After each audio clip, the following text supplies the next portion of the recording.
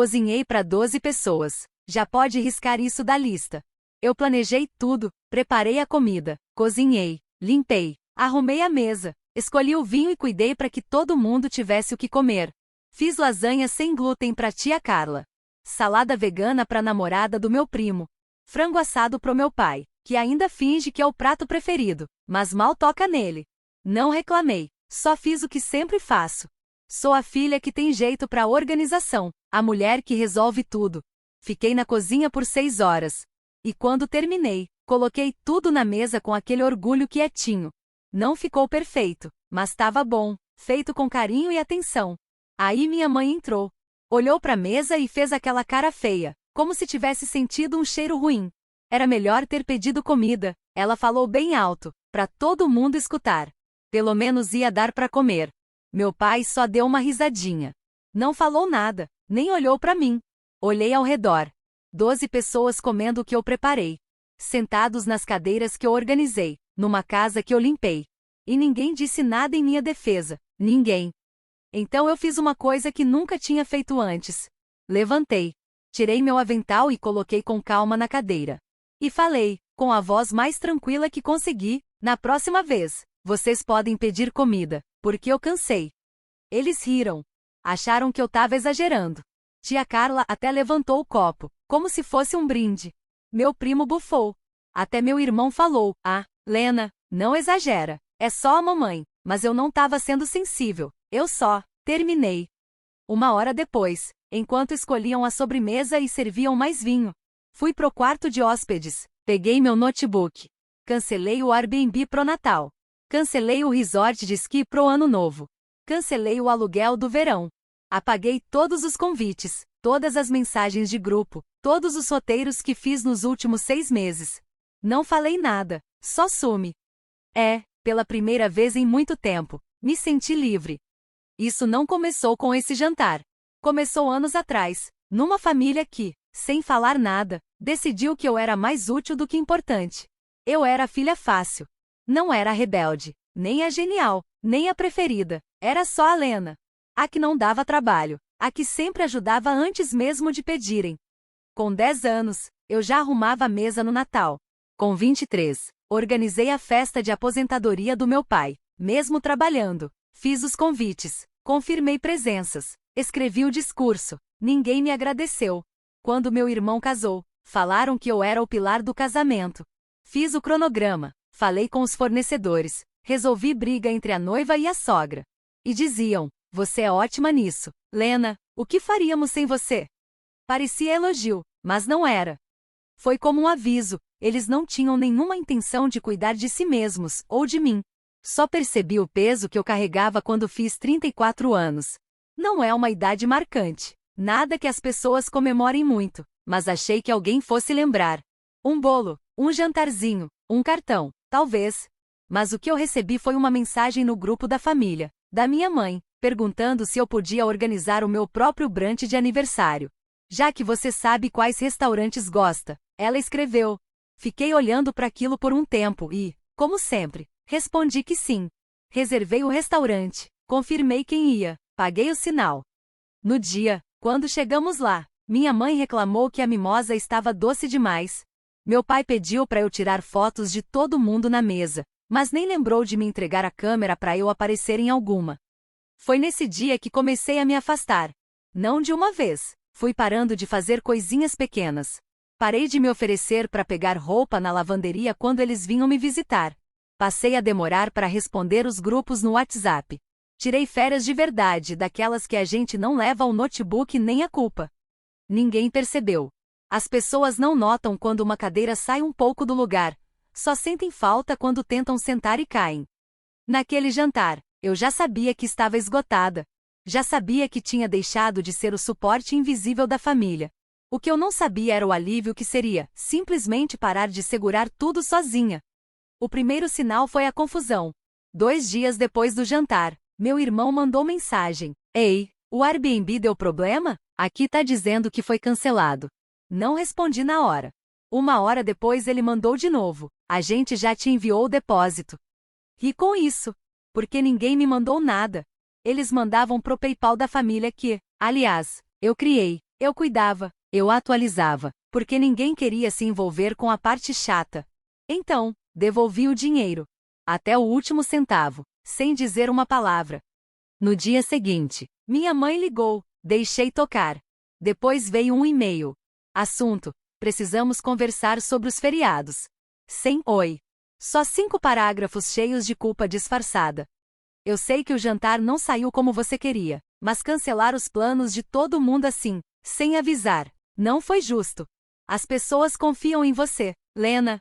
Você é quem segura tudo. Esperávamos mais maturidade. Maturidade. Sempre usaram palavras assim para me manter pequena. Como se colocar limites fosse fazer birra. Como se ficar quieta fosse maturidade. Como se qualquer coisa que eu fizesse que não fosse para servir aos outros me tornasse o problema. Eu não respondi. As ligações continuaram. No começo, nem fiquei com raiva. Fiquei confusa. Como se alguém tivesse perdido a ferramenta favorita, e agora tivesse que fazer tudo do jeito mais difícil. Cadê as confirmações do hotel? Você ainda quer que eu leve as tortas no dia de ação de graças? Lena, você tá ignorando a gente? Eu não estava ignorando. Ignorar parece que é uma escolha ativa, um sumiço de propósito. Mas não foi isso. Foi como voltar para mim mesma. Passei tantos anos sendo aquela pessoa que resolve tudo, que sempre diz sim, que conserta o que ninguém quer lidar, que quando eu parei, eles não só se incomodaram. Eles ficaram perdidos. Eles me colocaram como responsável por tudo: tradição, viagem, tarefa chata. Achavam que, se insistissem bastante, eu ia acabar cedendo de novo. Mas eu já estava construindo outra coisa. Reservei uma cabana só para mim pro Natal. Nada de família, só eu, um fogão a lenha, uma pilha de livros e um silêncio gostoso, sem cobranças. Não contei para ninguém. Não postei nada. Nem deixei aviso no e-mail do trabalho. Eles não tinham direito de saber. Iam finalmente viver aquilo que sempre diziam que podiam fazer, viver sem mim. Não fiz nenhum grande anúncio. Não mandei mensagem no grupo da família, nem texto explicando o porquê. Se fizesse isso, iam distorcer tudo. Iam chamar de exagero, drama, sensível demais. Mas não era nada disso, era necessário. E eu comecei pelo que mais fazia diferença: os sistemas.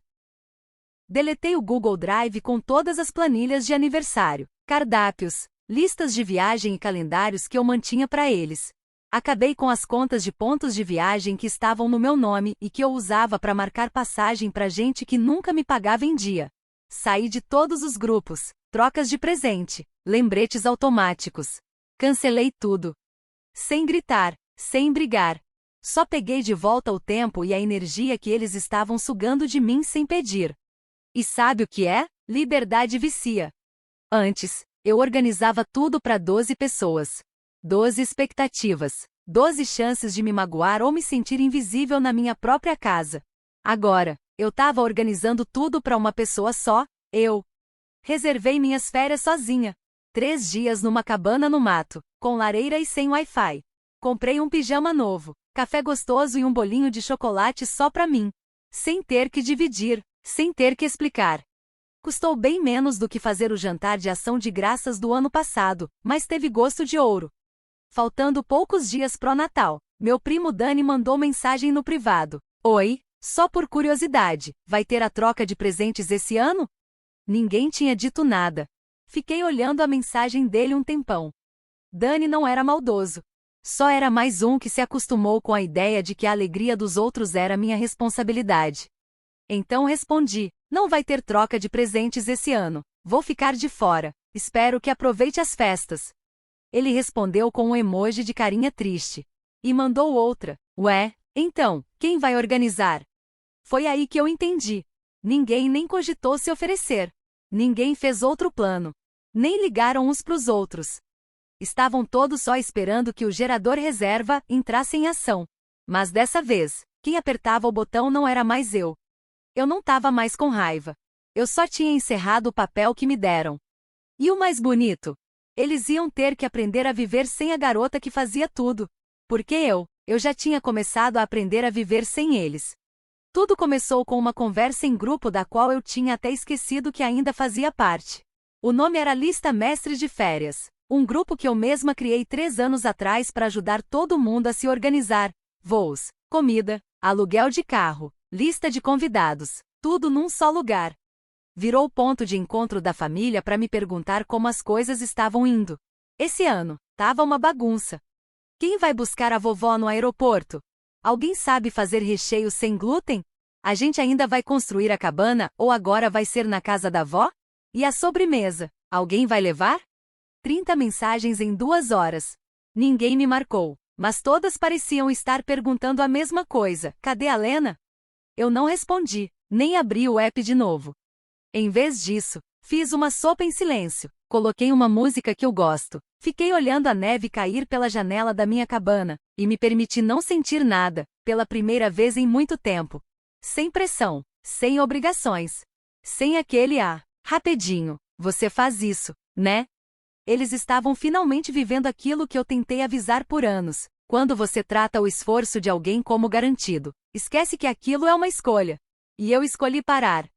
No dia de Natal, recebi um único e-mail da minha mãe. O assunto era: então é assim que você quer ser. O corpo do e-mail estava vazio. Eu ri, alto, fechei e arquivei. Sem resposta. Umas horas depois, meu primo Dani postou uma foto nas redes sociais. Era ceia, mesa meio torta, pratos de papel, bandeja de recheio de alumínio, talheres misturados.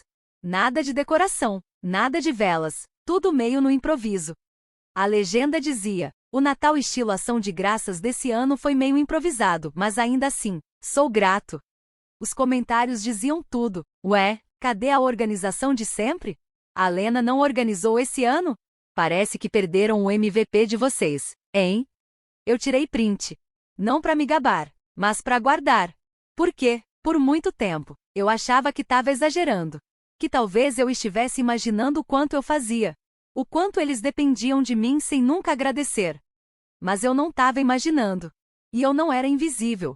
Eu só estava sendo usada. Até o dia que eu decidi parar.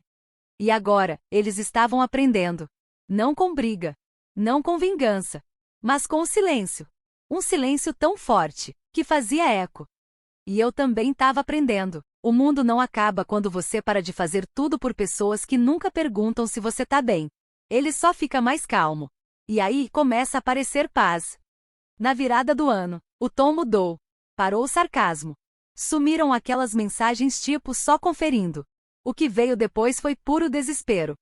Meu irmão, que já tinha feito piada dizendo que eu não tinha mais nada para fazer além de organizar a vida dos outros, mandou uma mensagem longa. Oi, podemos conversar? Acho que todo mundo errou. Não percebi o quanto você cuidava de tudo, até ninguém mais saber o que fazer. A galera tá brigando. A mãe tá triste. Acho que ela achou que você ia mudar de ideia.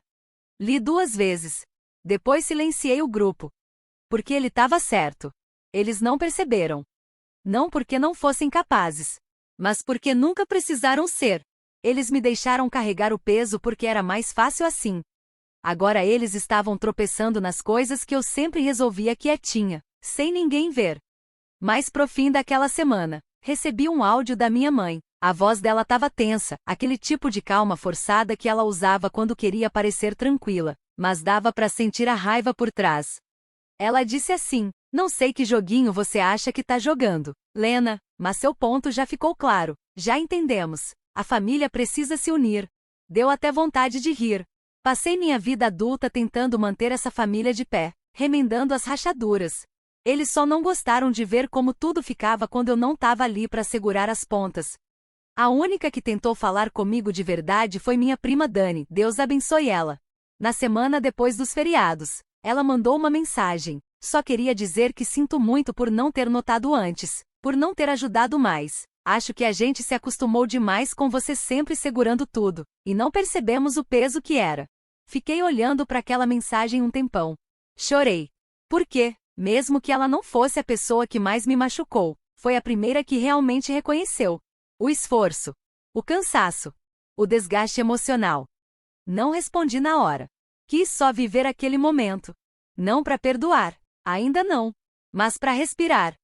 Porque alguma coisa dentro de mim tinha mudado. Eu não estava mais procurando justificativa. Nem tentando consertar nada. Nem ensinar ninguém a lição. Não era vingança. Era libertação. Eu tava deixando pra trás aquela versão de mim que sempre dava conta de tudo, que sempre fazia de tudo pra deixar tudo leve, que apanhava quieta só pra ninguém mais ter que lidar com desconforto. Agora, eles estavam sentindo tudo isso. E eu tava sentindo uma coisa completamente diferente: paz. Janeiro foi o mês mais calmo da minha vida. Sem ligações. Sem grupo da família me pedindo favor disfarçado. Sem ninguém esperando que eu resolvesse tudo de novo. Pela primeira vez em muito tempo, eu não me senti culpada. Eu me senti livre. Comecei a fazer caminhadas longas sem nem olhar pro celular. Comprei flores para minha mesa da cozinha, não para visita nenhuma, só porque eu gosto de ver elas de manhã. Cozinhei para mim, só para mim. Algumas refeições ficaram ótimas, outras queimaram. E eu sorri do mesmo jeito, porque ninguém estava olhando. E sabe de uma coisa? Eu ainda gosto de cuidar das coisas. Ainda deixo meu calendário todo coloridinho, dobro minhas roupas com carinho, mando bilhete de agradecimento quando alguém faz algo gentil. A diferença? Agora eu faço isso por mim. Comecei a fazer terapia. Não porque eu estivesse quebrada, mas porque passei tanto tempo sendo a forte, que nunca aprendi a deixar alguém cuidar de mim também.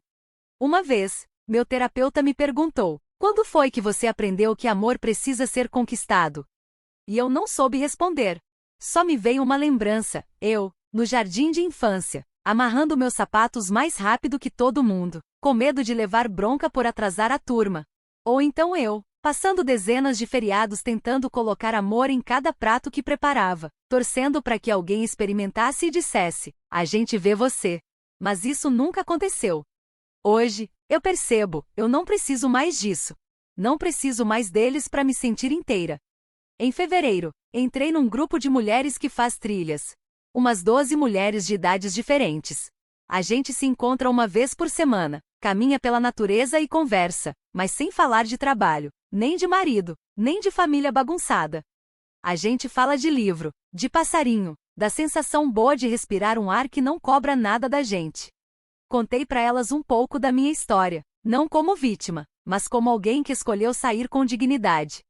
Uma delas, uma mulher de uns 60 anos, olhou para mim e falou: você não foi embora, você só voltou para casa, para você mesma.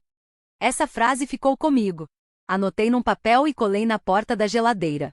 Todo dia de manhã, eu leio, como se fosse um compromisso comigo mesma.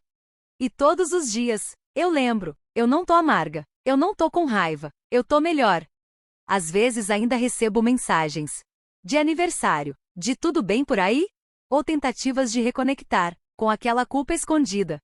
Eu não bloqueio ninguém, mas também não respondo. Porque para curar, a gente não precisa brigar. Só precisa fechar o ciclo, mesmo que seja a gente mesma que escreva o fim. E foi isso que eu fiz. Com cada não que nunca disse. Com cada plano que fiz sem pedir permissão. Com cada respiração tranquila. Isso é a minha subida. Não é barulhenta, nem pública. Mas é forte e definitiva. Ainda tenho o avental. Aquele que eu tirei naquela noite em que ninguém me defendeu. Quando riram da comida que eu preparei. Quando confundiram meu silêncio com fraqueza. Hoje, ele tá dobrado no fundo da gaveta. Limpo, intacto. Não porque eu me envergonhe, mas porque ele virou símbolo de quem eu era. A garota que achava que o amor tinha que ser merecido. Que pensava que se doar era fazer tudo sozinha. Essa menina ficou para trás. E no lugar dela, tem uma mulher que agora entende a diferença entre ser necessária e ser valorizada. De vez em quando, penso nos feriados que eles ainda tentam montar sem mim. Imagino eles em volta de pratos de papel, esquecendo ingredientes, discutindo quem leva o quê, quem chega que horas. Imagino silêncios estranhos. A cadeira vazia que ninguém comenta. E sabe de uma coisa? Eu não sorrio ao pensar nisso. Eu não preciso fazer nada disso por vingança. É por alívio. O alívio de ir embora antes de virar alguém que você nem reconhece mais. De escolher a dignidade silenciosa no lugar daquela vontade desesperada de agradar. De finalmente entender que nem toda ausência é perda. Às vezes, é liberdade. A cabana onde eu fiquei naquele Natal. Hoje em dia, eu volto lá todo ano. Não porque estou me escondendo, mas porque aquele lugar agora é meu. Minha tradição, meu ritmo, minha paz. Levo meus livros, minhas velas, meus suéteres favoritos. Faço comida só pra mim, e ela sempre sai melhor do que qualquer coisa que eu fiz pra 12 pessoas que nunca agradeceram. Porque agora, cada garfada é um jeito de dizer: obrigada, eu. A Dani ainda me manda mensagem de vez em quando. Ela tá diferente, mais calma, mais gentil. Um dia, ela me mandou uma foto das férias que fez sozinha, com a legenda: você me ajudou a ver, não preciso me machucar pra me sentir conectada, obrigada. Eu não soube o que responder, então escrevi só: eu também não. Porque é isso mesmo. Eu não fiquei fria, eu não virei cruel. Eu só parei de me oferecer até a exaustão. Eles podem contar a história do jeito deles. Podem dizer que eu exagerei, que me afastei, que cortei todo mundo. Tudo bem. Porque eu também vou contar a minha versão. E a minha termina com uma mulher sentada perto da janela, tomando chá e ouvindo o vento passar pelas árvores. Não porque ela esteja sozinha, mas porque ela escolheu estar ali. E esse é o amor mais verdadeiro que eu já dei.